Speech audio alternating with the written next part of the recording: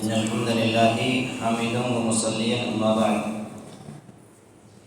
قال تبارك وتعالى والذين اتخذوا مسجدا ضرارا وكفرا وتفريقا بين المؤمنين.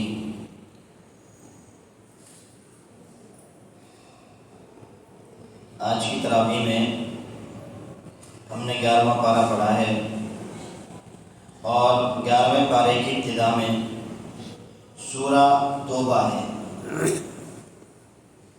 سورہ توبہ کے بارے میں چند چیزیں جاننا ہمارے لیے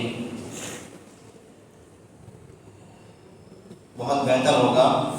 وہ یہ ہے کہ اللہ رب العالمین نے اس صورت میں سورہ توبہ میں منافقین کی تقریباً 55 کمیوں کا ذکر کیا ہے.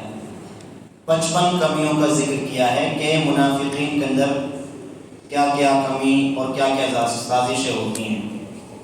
اور اسی طریقے سے اس صورت کو جب ہم ترجمے کے ساتھ پڑھنے کی کوشش کریں گے تو ہمیں معلوم ہوگا کہ اللہ رب العالمین نے اس صورت میں کم و بیش 17 مرتبہ توبہ کا ذکر کیا ہے.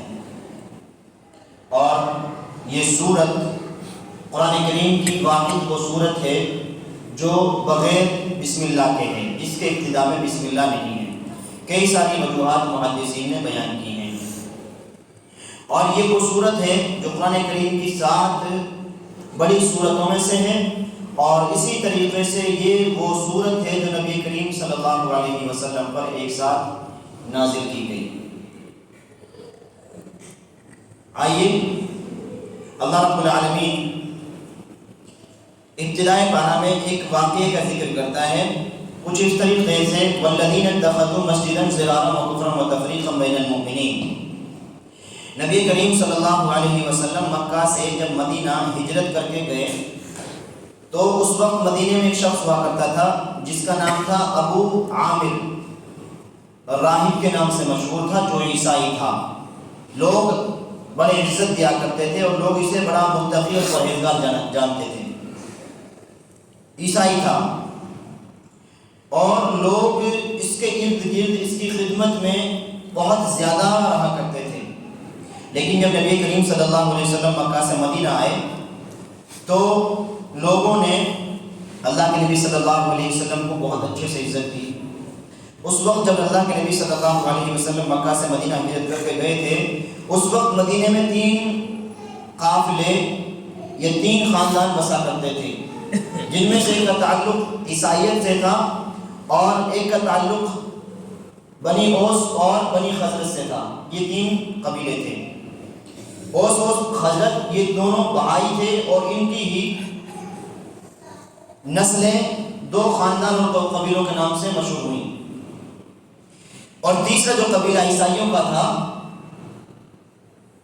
یہ تیسرا قبیلہ ان دونوں قبیلوں کو آپس میں پھوٹ ڈال کر کے لڑوایا کرتا تھا. دونوں بھائیوں کے خاندان تھے، دونوں بھائی تھے. جب نسلیں جمی تو بہت خاندان بن گیا، قبیلے سے مشہور ہو گئے. تو تیسرے قبیلے کا کام یہ تھا اس کی اس کے سامنے لگانا اور اس کی اس کے سامنے لگانا، ادھر سے اسے ہتھیار مہیا کرنا، ادھر سے اسے دینا، دونوں کو بھڑوا دیتے تھے اور سمجھتے تھے کہ ہم بہت اچھا کام کر رہے ہیں. اچھا یہی چیز اگر ہم ہندوستان میں دہرائیں تو آپ تاریخ ہندوستان اٹھا کر کے دیکھیں. جب ہندوستان پر مسلمانوں کی حکومت ہوا کرتی تھی اور انگریز جب اس دیش میں آئے تھے تو ان کا کام تجارت ہوا کرتا تھا، ان کا کام بزنس تھا.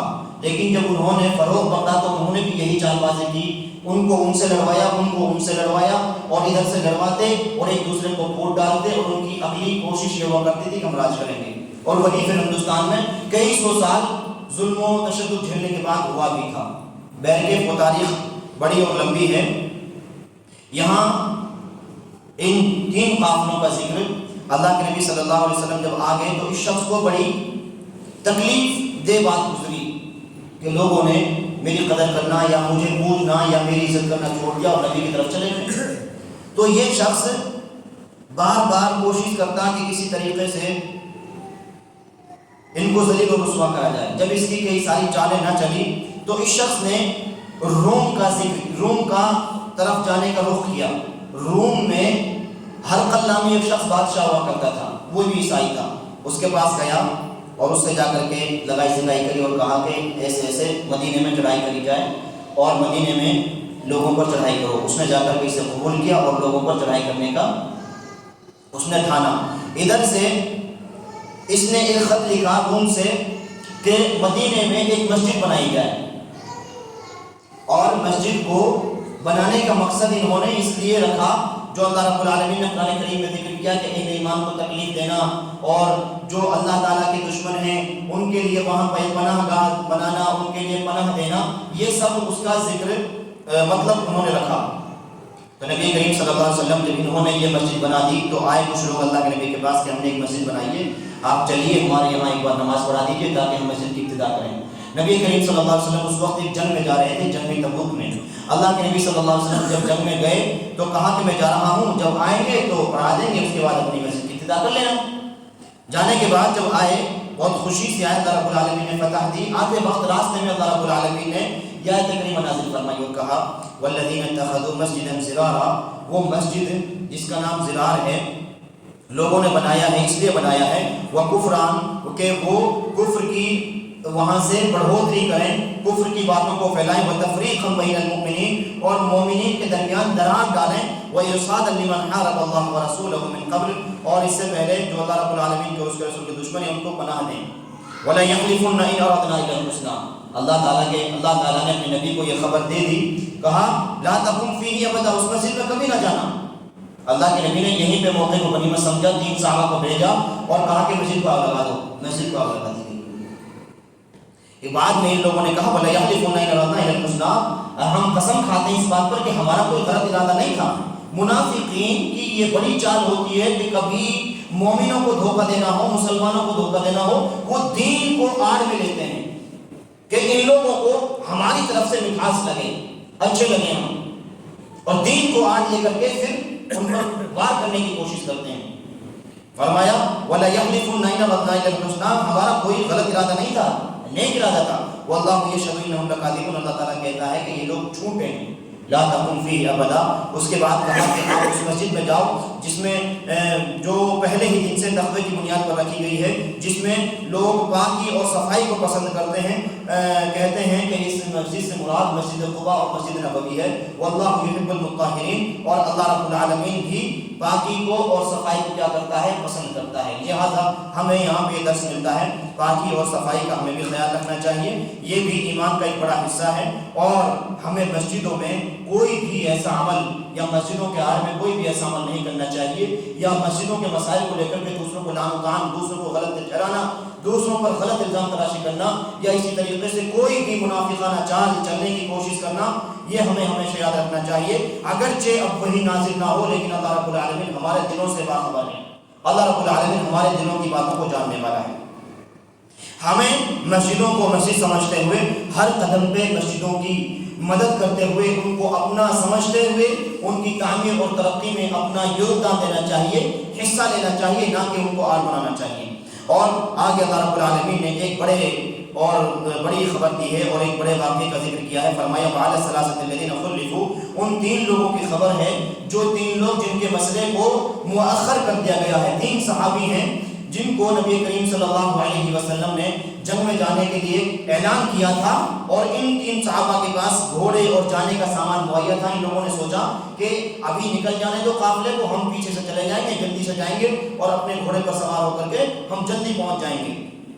لیکن یہ غفلت میں پہنچ نہیں پائے، اب جائیں گے، صبح جائیں گے، شام جائیں گے، پہنچ نہیں پائے۔ نہیں پہنچنے کے بعد اللہ کے نبی صلی اللہ علیہ وسلم وہاں سے آئے، اور آنے کے بعد جب منافقین تھے انہوں نے اپنا معاملہ رکھا کہ ہمارا مسئلہ ایسا تھا، جھوٹ بولا اور ہم نہیں جا پائے۔ اللہ کے نبی نے ان کو معاف کیا، جاؤ چھوڑو، کوئی مسئلہ نہیں جا پائے تو۔ لیکن یہ جو 3 صحابہ تھے انہوں نے کوئی مسئلہ بیان نہیں کیا، انہوں نے اللہ کے نبی سے جا کر کے سیدھا کہا کہ اللہ کے نبی ہم نہیں جا پائے، اور نہ جانے کی وجہ یہ تھی کہ ہم نے سوچا ہمارے پاس گھوڑے ہیں، جلدی جا کر کے پہنچ جائیں گے، ہم اپنی سستی میں نہیں پہنچ پائے۔ اللہ کے نبی صلی اللہ علیہ وسلم خاموش ہوئے، اور خاموش ہونے کے بعد کہا تمہارا معاملہ اللہ کے اوپر ہے، اللہ جو فیصلہ کرے گا تمہارا مسئلہ وہ رہے گا۔ اور اللہ کے نبی صلی اللہ علیہ وسلم نے پہلے ہی دن سے اپنے صحابہ سے کہہ دیا تھا کوئی ان سے گفتگو نہیں کرے گا، کوئی ان سے تعلق نہیں رکھے گا، کوئی ان سے ربط نہیں قائم کرے گا۔ جب یہ مسئلہ ہوا تو قرآن کریم نے کہا حتی اذا ضاقت علیہم الارض، زمین کشادہ تھی لیکن باوجود اس کے کہ زمین کشادہ ہے ان کے لیے تنگ کر دی گئی۔ وضاقت علیہم انفسہم وظنوا ان لا ملجا من اللہ الیہ، اور ان لوگوں نے گمان کیا، سوچا کہ اب اللہ کے علاوہ ہمارے پاس کوئی دوسرا راستہ نہیں ہے۔ بعد میں اللہ کے نبی نے اعلان کیا کہ ان کی بیویاں بھی ان سے دور ہو جائیں۔ صحابہ سے تعلقات ختم، بیویاں دور ہو گئیں، اب ان لوگوں کے پاس کوئی راستہ نہیں بچا، تو ان لوگوں نے پختگی کے ساتھ عزم کیا کہ اللہ رب العالمین کے سامنے توبہ کی جائے۔ ثم تاب علیہم لیتوبوا، ان لوگوں نے توبہ کی اور اللہ رب العالمین نے ان کی توبہ قبول کی۔ تقریباً 50 سال 50 دن کے بعد یہ فرمان جاری ہوا کہ ان لوگوں کو معاف کر دیا گیا اور ان کی توبہ قبول کی گئی ہے۔ آپ اس واقعے پر غور کریں اور صحابی رسول کا ایک طرز عمل دیکھیں۔ یہ لوگ چاہتے تو جھوٹ بول سکتے تھے، جیسا کہ منافقین نے جھوٹ بول کر کے اپنے آپ کو بچا لیا، لیکن جھوٹ کا سہارا نہیں لیا۔ تکلیفوں کا سامنا بھی کیا لیکن جھوٹ کا سہارا نہیں لیا، سچ کے ساتھ رہے۔ اس کے جسٹ بعد اللہ رب العالمین نے کہا یا ایھا الذین آمنوا اتقوا اللہ، اے وہ لوگوں جو ایمان لائے ہو تم اللہ رب العالمین سے ڈرو، وکونوا مع الصادقین، اور کہا سچ بولنے والوں کے ساتھ ہو جاؤ، سچوں کے ساتھ ہو جاؤ۔ سچے تھے یہ صحابہ، ان کی پیروی کرو۔ ہمیں بھی اپنی زندگیوں میں ان سے سبق لینا چاہیے اور کوشش کرنا چاہیے کہ ہم یہاں صحابہ کی پیروی کریں اس دنیا میں رہتے ہوئے۔ آگے سورہ یونس ہے، اللہ رب العالمین نے سورہ یونس میں حضرت یونس علیہ السلام اور ان کی قوم کا ذکر کیا ہے۔ حضرت یونس علیہ السلام نے اپنی قوم کو تبلیغ کی، قوم نے نہ مانا، نہ ماننے کے بعد حضرت یونس علیہ السلام غصے میں آئے اور ڈانٹ دیتے ہوئے غصے میں کہا فلاں دن فلاں ٹائم تمہارے اوپر عذاب آنے والا ہے اور میں تم سے دور جا رہا ہوں، میں تم سے بری ہوں۔ قوم کی غلطی یہ تھی کہ قوم نے نہ مانا، اور یونس علیہ السلام کا مسئلہ یہ کہ اللہ رب العالمین کے حکم کے بغیر انہوں نے یہ فیصلہ سنایا اور سنانے کے بعد قوم سے دور چلے گئے۔ جانے کے بعد جب ان کے آس پاس سے کوئی قافلہ گزرتا تو وہ پوچھتے قوم پر عذاب آیا کیا، قوم پر عذاب آیا کیا؟ تو جیسے انہوں نے وقت دیا، ٹائم دیا، اللہ رب العالمین نے ویسے ہی آسمان پر بادل طاری کر دیے اور ایک عذاب کا موسم برپا کر دیا۔ لیکن جب لوگوں کو لگا کہ اب اللہ رب العالمین کا عذاب آنے والا ہے تو وہ لوگ اپنے بچوں اور بیویوں کو لے کر کے، یہاں تک کہ اپنے چوپائے جانوروں کو لے کر کے کھلے میدان میں چلے گئے، اور کھلے میدان میں جانے کے بعد اللہ رب العالمین سے انہوں نے توبہ کی۔ توبہ کرنے کے بعد اللہ رب العالمین نے ان کے عذاب کو ٹال دیا، ختم کر دیا، تمہیں عذاب نہیں دینا۔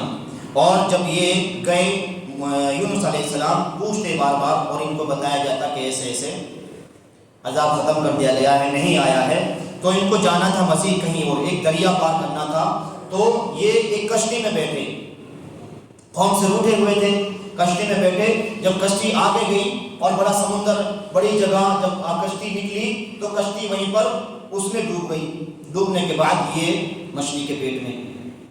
اب یہاں پر غور کرنے کی بات یہ ہے، ایک تو بڑا سمندر ہو اور مچھلی ہو، اور مچھلی کے بارے میں شاید آپ لوگ جانتے ہوں، اور اگر نہ جانتے ہوں تو آپ گوگل وغیرہ پر سرچ کیجئے گا، معلوم ہوگا کہ مچھلی کے پیٹ میں اتنی زیادہ سختی ہوتی ہے کہ وہ لوہے کو پگھلانے پر قادر ہوتی ہے۔ مچھلی کے پیٹ میں اتنی زیادہ گرمی ہوتی ہے، اس گرمی کی شدت کی وجہ سے لوہا بھی پگھل جاتا ہے۔ اللہ رب العالمین نے مچھلی کے پیٹ میں یونس علیہ السلام کو بھیج دیا۔ کئی سارے اندھیرے تھے، مچھلی کا پیٹ کا اندھیرا، ادھر سے سمندر کا اندھیرا، پھر رات کا اندھیرا، کئی سارے اندھیروں میں، اور پھر یونس علیہ السلام ہیں۔ اب وہاں پر احساس اور افسوس ہوتا ہے، کہتے ہیں فنادى في الظلمات لا الہ الا انت سبحانک انی کنت من الظالمین۔ انہی اندھیروں میں انہوں نے پکارا اور کہا لا الہ الا انت سبحانک، اے اللہ تیری ذات پاک ہے، انی کنت من الظالمین، بے شک میں ظالموں میں سے ہوں، میں گناہ گاروں میں سے ہوں۔ اللہ رب العالمین نے یونس علیہ السلام کی اس آہ کو، اس دعا کو مچھلی کے پیٹ میں سنا، اور مچھلی کو حکم دیا، مچھلی آئی، باہر جا کر کے واپس چھوڑ دیا، نکال دیا۔ آپ غور کریں، یہ واقعات ہمارے ایمان کو تازہ کرتے ہیں، قرآنی واقعات ہیں. قرآن میں یہ ساری چیزیں اس لیے بیان کی گئی ہیں تاکہ ہم قرآن کو پڑھ کر کے اپنی زندگیوں میں سبق حاصل کریں. اپنی زندگیوں میں جب ہم گناہوں کی طرف جا رہے ہوں، گناہوں کی دلدل میں ڈوب رہے ہوں، ہم قرآن کریم کو پڑھیں، قرآن کریم کو سنیں، معنی اور مفہوم پر غور کریں اور اپنی زندگیوں کو رب کریم کی طرف لوٹائیں اور اللہ رب العالمین کی طرف رجوع کریں. اللہ رب العالمین نے اس قوم کی بھی توبہ کو قبول کیا، یونس علیہ السلام کی قوم کو، یونس علیہ السلام کی بھی توبہ کو قبول کیا. یہ تمام واقعات اس چیز کو بتلاتے ہیں اللہ رب العالمین بہت زیادہ غفور الرحیم ہے، اور ہمیں اپنے گناہوں کے بعد رب کریم کی طرف توبہ کر لینا چاہیے اور رجوع کر لینا چاہیے. ہمیں سخت دل، سخت مزاج اور ہٹ دھرم اپنی توبہ کے مسئلے میں نہیں بننا چاہیے. لہٰذا انسان ہونے کا حق ہمیں اللہ رب العالمین کی طرف رجوع کرنے کے بعد بتانا چاہیے کہ انسان کا یہ کام ہے، گناہ ہو جاتا ہے، گناہ ہونے کے بعد انسان رب کریم کی طرف رجوع کرتا ہے، توبہ کرتا ہے اور اپنے گناہوں کو ایک بوجھ سمجھتا ہے، احساس کرتا ہے کہ میں نے غلط کیا ہے. لہٰذا یہ تمام چیزیں ہمارے لیے ایک نصیحت ہیں. ایک آخری بات کہہ کر کے بات کو ختم کروں گا. اللہ رب العالمین نے اسی سورہ یونس میں ایک آیت کریمہ ذکر کی ہے. فرمایا وَإِذَا مَسَّ الْإِنسَانَ الضُّرُّ دَعَانَا لِجَنبِهِ أَوْ قَاعِدًا أَوْ قَائِمًا، کہ جب انسان کو ہم کوئی تکلیف دیتے ہیں، کوئی پریشانی دیتے ہیں، بیماری دیتے ہیں، تو یہ انسان ہے کہ لیٹے لیٹے بھی اللہ اللہ کرتا ہے اور کھڑے کھڑے بھی، یہ چلتے پھرتے بھی اس کی زبان پر صرف اللہ ہی اللہ ہوتا ہے. بیمار ہے اور بیماری جب بڑھ رہی ہے انسان ڈاکٹروں کا رخ کرتا ہے اور ڈاکٹروں کے پاس جا کر کے ایک بڑی آس لگاتا ہے. لیکن کبھی ایسا ہو جائے کہ ڈاکٹر نے کہا ابھی 1 گھنٹے میں آرام لگے گا یا 2 گھنٹے میں آرام لگ جائے گا یا کل پرسوں تک آرام لگ جائے گا، اور اسے آرام نہ لگے تو اس کی مزید ڈپریشن بڑھ جاتا ہے اور اس کے احساسات اور بڑھ جاتے ہیں کہ مسئلہ کیا ہے کہ آرام نہیں لگا. ڈاکٹر نے پوری کوشش کی، اس وقت اس کے خیالات کو مزید دیکھیے، اس کی زبان پر پھر زیادہ اور دل کی گہرائیوں سے اللہ ہی اللہ ہو جاتا ہے. ایسا ہوتا ہے نا، پریشانی ہو، مشکل ہو، مسائل ہو، تو پھر دیکھیے گھر کا بچہ بھی صرف یہ کہے گا اللہ تعالیٰ سے دعا کیجئے، بزرگ بھی بس ہمارے بارے میں دعا کر دیجئے، اللہ تعالیٰ رحم کا معاملہ کر دیں. اللہ تعالیٰ کہتا ہے فَلَمَّا كَشَفْنَا عَنْهُ ضُرَّهُ مَرَّ كَأَن لَّمْ يَدْعُنَا إِلَىٰ ضُرٍّ مَّسَّهُ، پھر جب ہم اس کی پریشانی کو دور کر دیتے ہیں تو یہ بھول جاتا ہے کہ میں انسان ہوں اور میرا بھی کوئی رب ہے. لہٰذا ہمیں اس طریقے کا معاملہ نہیں کرنا چاہیے. كَذَلِكَ زُيِّنَ لِلْمُسْرِفِينَ مَا كَانُوا يَعْمَلُونَ. اللہ رب العالمین تمام اعمال سے باخبر ہوتا ہے کہ کب اللہ رب العالمین کو پکارا جا رہا ہے اور کس طریقے سے پکارا جا رہا ہے. لہٰذا ہم خاص طور سے اللہ رب العالمین کا رب تو ایسا رکھیں کہ اللہ تعالیٰ سے مطلبی ہونے پر نہ اسے پکاریں، اور صرف ایک احساسات کے لیے کہ ہمیں اب زیادہ پریشانی ہے، اب بچے کی موت سامنے دکھ رہی ہے، اب بیٹا پریشان ہے، تو نہیں صرف اب 2 دن کے لیے 2 گھنٹے کے لیے اپنی پریشانی کو ختم کرنے کے لیے ہم اللہ تعالیٰ کے سامنے جھک جائیں. بلکہ آج تو دیکھا یہ جاتا ہے کہ لوگ ایسی پریشانیوں میں بھی اپنی طاقتوں کو آزماتے ہیں اور اللہ تعالیٰ کی طرف رجوع نہیں کرتے. لہٰذا ہمیں غور کرنا چاہیے اور احساس کرنا چاہیے کہ ہمارا رب بہت کریم ہے، بہت غفور الرحیم ہے. ہمیں ہر معاملے کا رخ اللہ رب العالمین کی طرف کر لینا چاہیے. اللہ رب العالمین سے دعا کرتے ہیں کہ مولا کریم تو قرآن کریم پر عمل کرنے کی توفیق نصیب فرما. اللہ ہماری پریشانیوں کو، ہماری مصیبتوں کو آسان فرما دے. آمین. وآخر دعوانا الحمد للہ رب العالمین. السلام علیکم.